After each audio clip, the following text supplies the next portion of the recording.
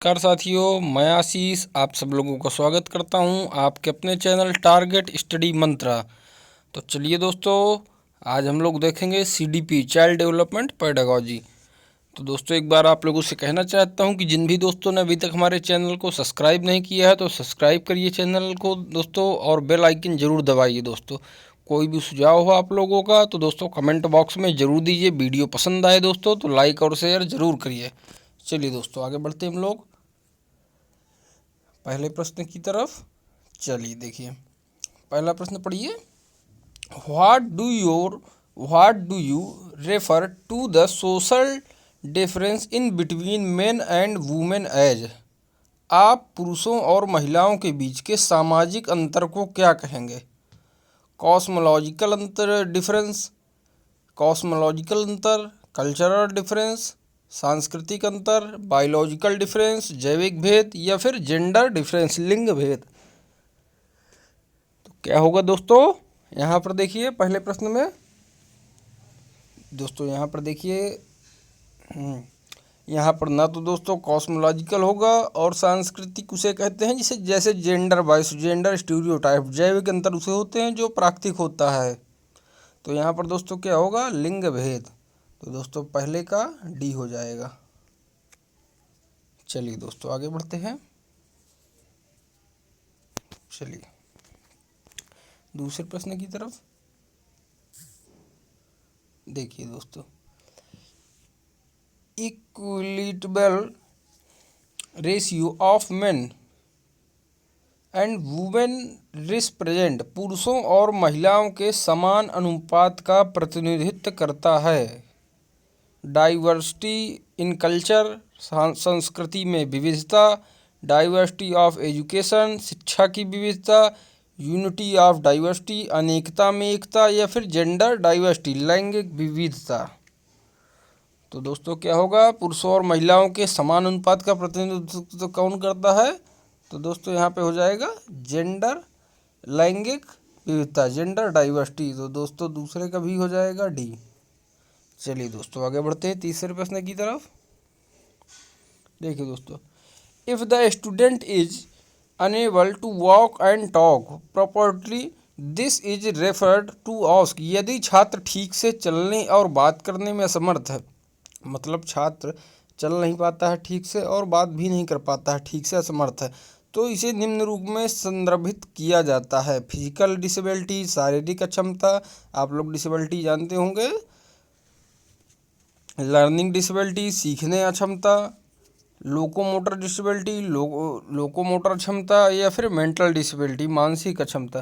तो देखिए दोस्तों, यहाँ पर ना ही ये शारीरिक होगी, क्योंकि यहाँ पर बात भी अगर खाली चलने बस की बात करता तो हो जाता, लेकिन ये चलने और बात करने दोनों का कह रहा, तो ये नहीं होगा दोस्तों। ए और बी भी दोस्तों, सीखने क्षमता, ये लर्निंग डिसेबिलिटी भी नहीं है। लर्निंग डिसेबिलिटी आप लोग जानते होंगे, डिस्ग्राफिया, डिस्कैलकुलिया, डिसलेक्सिया, इस तरह करके डिस्फेजिया, ये लर्निंग डिसेबिलिटी होती हैं। तो दोस्तों यहाँ पर होगा लोकोमोटर अक्षमता। तो दोस्तों तीसरे का सी हो जाएगा। चलिए दोस्तों आगे बढ़ते हैं चौथे प्रश्न की तरफ। देखिए दोस्तों, a preference toward one gender over the other is called age. एक लिंग के दूसरे पर वरीयता को इस प्रकार कहा जाता है: जेंडर डिफरेंस, लिंग भेद, जेंडर स्टीरियोटाइप, जेंडर डाइवर्सिटी, लैंगिक विविधता, या फिर जेंडर बायस, लिंग पक्षपात। तो दोस्तों बताइए क्या होगा? देखिए दोस्तों, एक लिंग के दूसरे पर वरीयता, मतलब एक लिंग को दूसरे, अगर आप एक जगह पर महिलाओं को वरीयता दे रहे हैं या फिर पुरुषों को वरीयता दे रहे हैं तो इसे क्या होगा दोस्तों?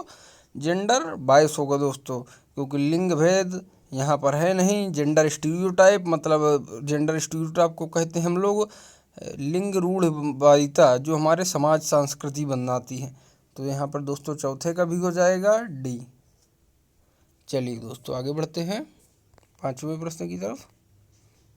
देखिए दोस्तों, learning thought correspondence is a type of, पत्राचार के माध्यम से सीखना एक प्रकार है। लाइफ लॉन्ग एजुकेशन, जीवन भर की शिक्षा, फॉर्मल एजुकेशन, औपचारिक शिक्षा, या फिर इनफॉर्मल एजुकेशन अनौपचारिक शिक्षा, या फिर नॉन फॉर्मल एजुकेशन अनौपचारिक। यहाँ पर अनौपचारिक शिक्षा लिखा है इसे, लेकिन नॉन फॉर्मल को हम लोग दूरस्थ शिक्षा कहते हैं। दूरस्थ शिक्षा आप लोगों ने जानते होंगे, इग्नू इंदिरा गांधी जो मुक्त विश्वविद्यालय चलते हैं, ओपन यूनिवर्सिटी, उसी को दोस्तों इग्नू कहते हैं। तो यहाँ पर क्या होगा दोस्तों, पाँचवें का पत्राचार के माध्यम से सीखना एक प्रकार है, यहाँ पर डी नॉन फॉर्मल एजुकेशन का। तो यहाँ पर दोस्तों हो जाएगा डी पाँचवें के। चलिए दोस्तों आगे बढ़ते हैं छठवें प्रश्न की तरफ। देखिए दोस्तों, what is the full form of idea. देखिए ये फैक्ट का प्रश्न है दोस्तों, ध्यान से पढ़िए। आइडिया का पूर्ण रूप क्या है। इंडियन डेवलपमेंट एजुकेशन एक्ट, भारतीय विकासात्मक शिक्षा अधिनियम, individual with distance education act, दूरस्थ शिक्षा अधिनियम के साथ व्यक्तियों, या फिर इंडियन डिसेबिलिटीज एजुकेशन एक्ट, भारतीय विकलांगता शिक्षा अधिनियम, या फिर individual with disabilities education act, विकलांग व्यक्ति शिक्षा अधिनियम। तो दोस्तों देखिए क्या होगा इसका, छठवें का दोस्तों इसका हो जाएगा individuals with disabilities education act. दोस्तों आप लोगों की जानकारी के लिए मैं बता दे रहा हूँ, ये दोस्तों 2016 में इसे फिर से रिन्यू किया गया है। चलिए दोस्तों, तो देखिए दोस्तों सातवें प्रश्न की तरफ, यहाँ पर डी हो जाएगा दोस्तों, individuals with disabilities education act. देखिए सातवां प्रश्न दोस्तों, देखिए दोस्तों ध्यान से पढ़िएगा। Why is the second language acquisition अधिग्रहण एक्वाइजेशन इन चाइल्डहुड यूनिक्यून, बचपन में दूसरी भाषा का अधिग्रहण अद्वितीय क्यों है। देखिए दोस्तों, second language acquisition is the same as first language, दूसरी भाषा का अधिग्रहण पहली भाषा के अधिग्रहण के समान है। या फिर children can speak more than one language, बच्चे एक से अधिक भाषाएं बोल सकते हैं। या फिर children learn in a native like attachment, संतान प्राप्ति जैसे मूल में सीखते हैं। यहाँ ये तो पूरा गलत ही है, C. Second language acquisition is different from first language acquisition, दूसरी भाषा अधिग्रहण पहले भाषा से अलग है। तो देखिए दोस्तों यहाँ पर क्या होगा, बचपन में इसका कहने का मतलब है दोस्तों बाल्यावस्था, मतलब बाल्यावस्था में दूसरी भाषा का अधिग्रहण अद्वितीय क्यों है। देखिए दोस्तों, बाल्यावस्था में जो भी भाषा सीखी जाएगी वो मजबूत भाषा होती है, वो अच्छी तरह से बच्चा सीख सकता है। तो यहाँ पर देखिए दूसरी भाषा का अधिग्रहण पहली भाषा के अधिग्रहण के समान है, नहीं दोस्तों अलग है। क्यों, तो बच्चे एक से अधिक भाषाएं बोल सकते हैं, ये दोस्तों बिल्कुल सही पॉइंट है, क्योंकि बच्चे एक से अधिक भाषाएं बोल सकते हैं। तो इसलिए सातवें का दोस्तों बी हो जाएंगे। संतान प्राप्ति जैसे, ये तो गलत ही पूरा, दूसरी भाषा अधिग्रहण पहले भाषा से अलग है, नहीं दोस्तों, अधिग्रहण तो अधिग्रहण होता है। चलिए दोस्तों आठवें प्रश्न की तरफ बढ़ते हैं। देखिए, what should learning objective identify, सीखने के उद्देश्य किसकी पहचान करने में सहायक है। मेथड ऑफ लर्निंग, पढ़ाने की विधि, या फिर information shared by the teacher, शिक्षक द्वारा साझा की गई जानकारी, या फिर सी ए लर्निंग आउटकम, सीखने का परिणाम, या फिर द टाइम ऑफ लर्निंग, सीखने का समय। तो दोस्तों बताइए इसको ध्यान से पढ़ करके क्या होगा, सीखने के उद्देश्य किसकी पहचान में सहायक है। तो दोस्तों किसकी होंगे, सीखने का परिणाम, सी हो जाएगा, ए लर्निंग आउटकम। चलिए दोस्तों आठवें का सी हो जाएगा। चलिए दोस्तों देखिए दोस्तों नौवां प्रश्न है, थोड़ा बड़ा है, ध्यान से पढ़िएगा। Which of the following is not, देखिए नॉट ध्यान से पढ़ लिया अगर, is not the characteristic of educational technology, निम्नलिखित में से कौन शैक्षिक प्रौद्योगिकी की विशेषता नहीं है। It is based on application of scientific knowledge, यह वैज्ञानिक ज्ञान के अनुप्रयोग पर आधारित है। या फिर it help making teaching process objective, यह शिक्षण प्रक्रिया को उद्देश्यपूर्ण बनाने में मदद करता है। या फिर it encourage learning by controlling the environment, यह पर्यावरण को नियंत्रित करके सीखने को प्रोत्साहित करता है। या फिर it makes the teaching process monitors, यह शिक्षण प्रक्रिया को नीरस बनाता है। तो दोस्तों देखिए, ध्यान से पढ़िए क्या होगा दोस्तों, इसमें नहीं पूछा गया है, ध्यान से पढ़िएगा दोस्तों। तो नहीं में क्या होगा दोस्तों, यह वैज्ञानिक शिक्षा को अनुप्रयोग पर आधारित है, बिल्कुल है दोस्तों। यह शिक्षण प्रक्रिया को उद्देश्यपूर्ण बनाने में मदद करता है, बिल्कुल है। यह पर्यावरण को नियंत्रित करके सीखने को प्रोत्साहित, बिल्कुल दोस्तों। देखिए जहाँ भी नीरस शब्द आ जाए ये हमारा उत्तर नहीं होगा, और यहाँ पर हमसे पूछा गया है नहीं, इसलिए हमारा हो जाएगा उत्तर डी, क्योंकि हमको बताना है गलत। तो दोस्तों 9वें का हो जाएगा डी। चलिए दोस्तों आगे बढ़ते हैं 10वें प्रश्न की तरफ। देखिए दोस्तों, teaching is done is a practical manner which is systematically worked out, which of the following terms corresponds to the above description.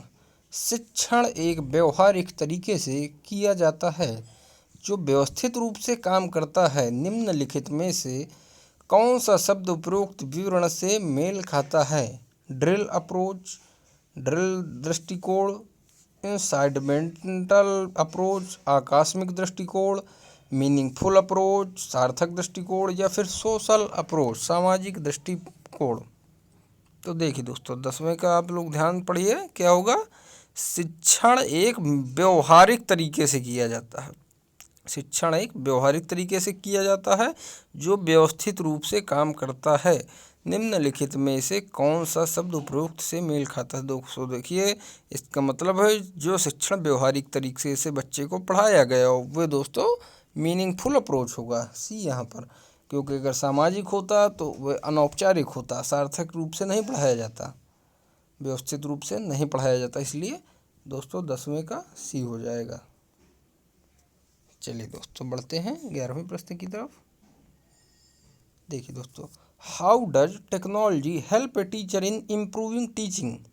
शिक्षण को बेहतर बनाने में प्रौद्योगिकी एक शिक्षक की मदद कैसे करता है?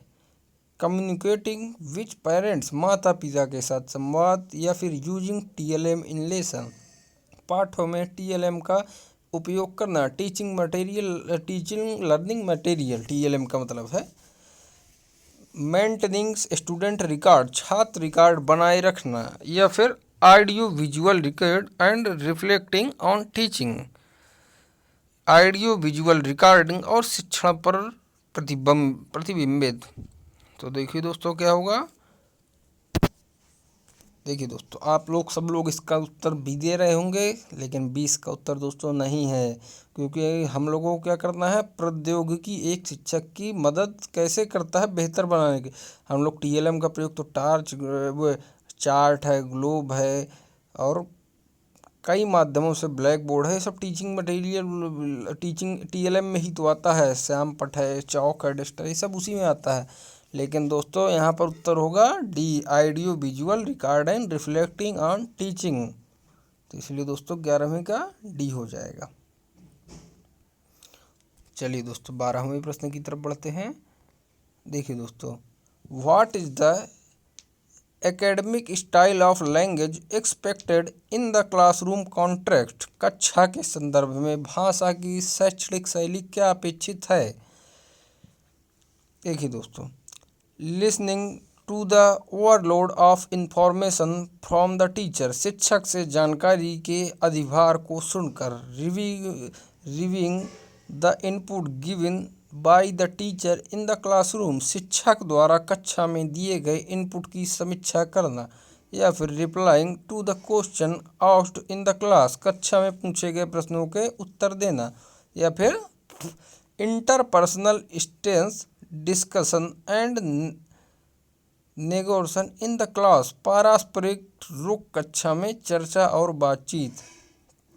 तो दोस्तों देखिए क्या होगा 12वें का उत्तर, आप लोग ध्यान से पढ़ लेंगे तो उत्तर मिल जाएगा।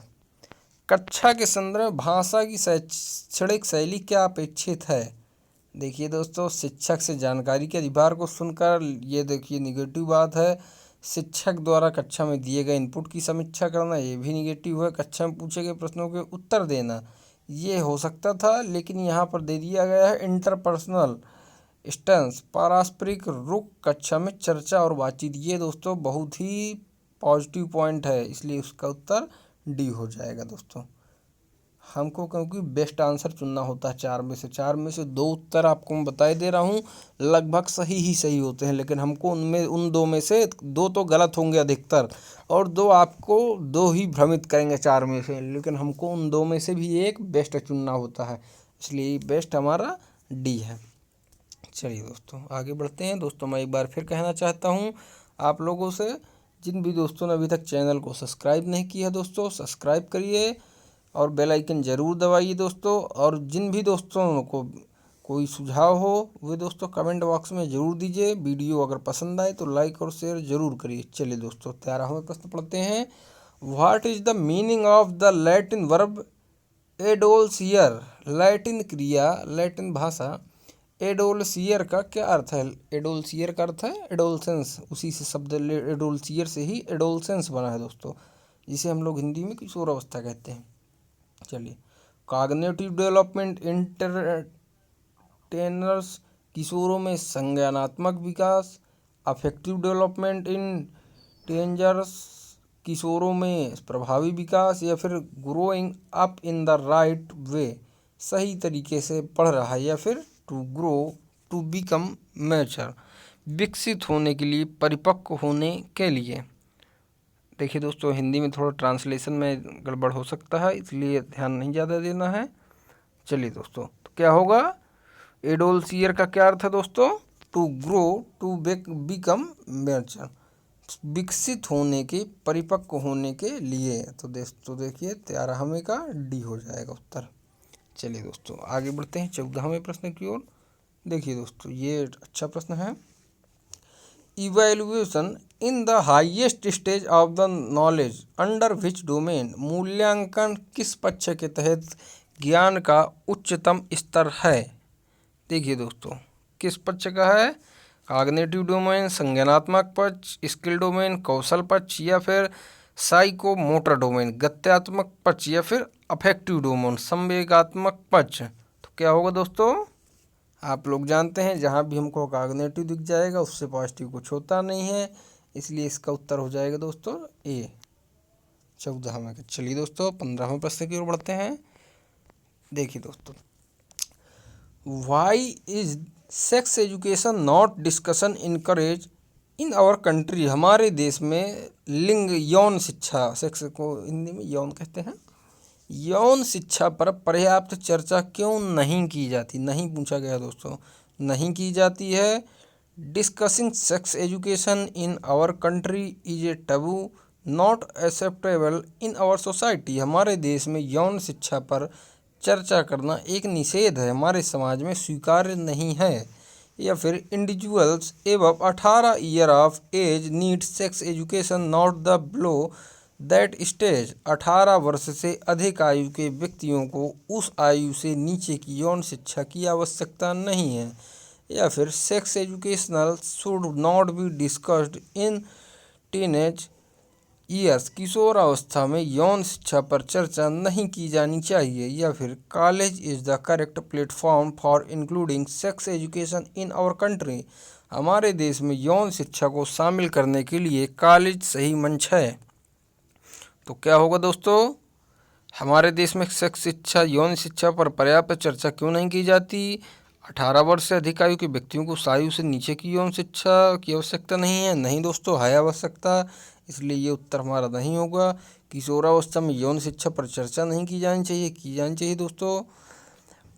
यहाँ पर हमारे देश में यौन शिक्षा को शामिल करने के लिए कॉलेज सही मंच नहीं है दोस्तों। देखिए यहाँ नहीं पूछा है और नहीं सीधे से ए है। हमारे देश में यौन शिक्षा पर चर्चा करना एक निषेध है, हम लोग उसे गलत मानते हैं, हमारे समाज में स्वीकार नहीं है। तो दोस्तों देखिए 15वें का हो जाएगा उत्तर ए। चलिए दोस्तों आगे बढ़ेंगे। तो चलिए दोस्तों आज 15 ही प्रश्न थे। तो आप लोगों को फिर मैं एक बार कहना चाहता हूं कि जिन भी दोस्तों ने चैनल को अभी तक हमारे सब्सक्राइब नहीं किया है वो दोस्तों चैनल को सब्सक्राइब ज़रूर करें और बेल आइकन दोस्तों ज़रूर दबाएं। और दोस्तों अगर वीडियो पसंद आया हो तो लाइक और दोस्तों शेयर ये ज़रूर करें दोस्तों। अगर कोई भी सुझाव हो दोस्तों तो कमेंट बॉक्स में ज़रूर दें। चलिए दोस्तों, मैं आप सब लोगों का धन्यवाद करता हूँ एक बार फिर से। चलिए दोस्तों, आप सब लोगों से विदा लेना चाहता हूँ। धन्यवाद दोस्तों।